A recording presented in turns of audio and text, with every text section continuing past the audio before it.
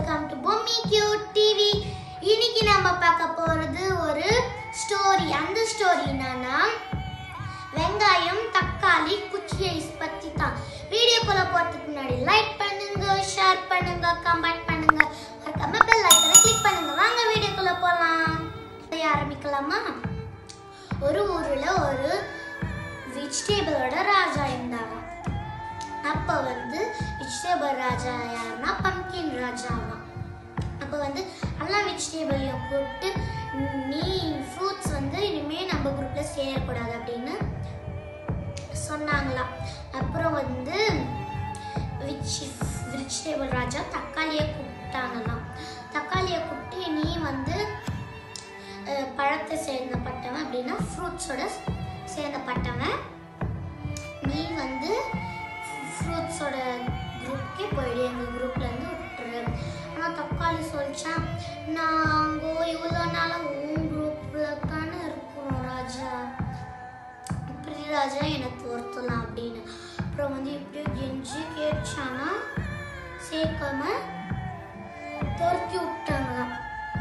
அப்புறம் என்னாச்சா, ஃப்ரூட்ஸோட ராஜா கிட்ட போய் கேட்டுச்சான், யாரு தக்காளி, யார் ஃப்ரூட்ஸோட ராஜா?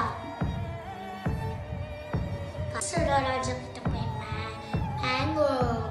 மேங்கோ ஃப்ரூட்ஸோட ராஜா மேங்கோ போய் தக்காளி கேட்டான், ஃப்ரூட்ஸோட ராஜா நானும் உங்க குரூப் தான், என்ன சேர்த்துக்கோங்க அப்படின்னு. இவ்வளோ நாளா நீ வெஜிடபிள் குரூப்ல இருந்து எதுக்கு இப்போ வந்தேன்னு மேங்கோ கேட்டுச்சான். மேங்கோ ராஜா அப்புறம் அழுதுக்குனே போச்சான். அப்புறம் லாஸ்டா யார் கதைக்குள்ள என்ட்ரி ஆனா சொல்லுங்க? கரெக்ட், வெங்காயம் கதைக்குள்ள என்ட்ரி ஆச்சான். அப்புறம் என்னாச்சா, வெங்காயம் கதைக்குள்ள என்ட்ரி ஆகி என்ன ஏன் அழுதுக்கு நிற்கிறேன்னு தக்காளி கிட்ட தேய்ச்சான். தக்காளி சொல்லிச்சான், என்ன தோர்த்தி விட்டுட்டாங்கோ இப்படி அப்படின்னு. அப்புறம் வெங்காயம் சொல்லிச்சான், நானும் என்னோட ஃப்ரெண்ட் குச்சி ஐஸும் இருக்கிறோம் எங்க வீட்டுல, நீ உனக்கும் ஆச்சபால் இல்லைன்னா நீ வரலாம். தக்காளிக்கு ஒரே குஷியா. அப்புறம் தக்காளி வெங்காயம் குச்சி ஐஸ் ஒன்னா இருந்தாங்களாம். அப்புறம் தக்காளி சொல்லிச்சா, அப்ப குளிர்காலமா, தக்காளி சொல்லிச்சா நீங்க பார்த்துட்டு வரலாம் அப்படின்னு. வெங்காயம் சொல்லிச்சான், ஆனா நம்மளுக்கு ஆபத்து அப்படின்னு. எப்படியோ கன்சல்ட் பண்ணி 3 பேரும் போய் விளையாடினாங்களாம். அப்புறம் அப்படியே குளிர்கால அப்படியே ஓடிச்சான். வெயில் காலம் வந்துடுச்சான். அப்போ அதே மாதிரி விளையாடும் போது குச்சி ஐஸ்க்கு உருகிற மாதிரி இருந்துச்சான். அப்புறம் அவன் ஃப்ரெண்ட்ஸ் கிட்ட போய் சொல்றதுக்குள்ள அது உருங்கியே போயிடுச்சான். அப்புறம் தக்காளியும் வெங்காயமும் அழுதுக்குனே போனாங்களாம். அப்புறம் அவங்க ஒரு முடிவு எடுத்தாங்களாம், நம்ம இனிமே வீட்டை விட்டே வரக்கூடாது அப்படின்னு. அவங்க போய் நிற்கும் போது ஒரு ட்ரக் நிற்றாங்க வழியா. அப்போ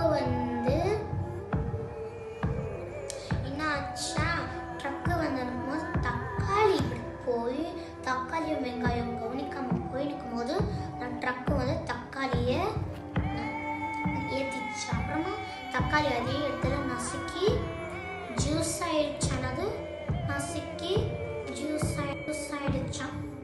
அப்புறம் வெங்காயம் போய் பார்க்கறதுக்குள்ளேயே நசுங்கி ஜூஸ் ஆயிடுச்சு. அப்புறம் வெங்காயம் அழுதுக்குனே போச்சு. அப்புறமா வெங்காயம் கொஞ்ச நாளா சாப்பிடல, தூங்கல, எதுவுமே பண்ணலையா.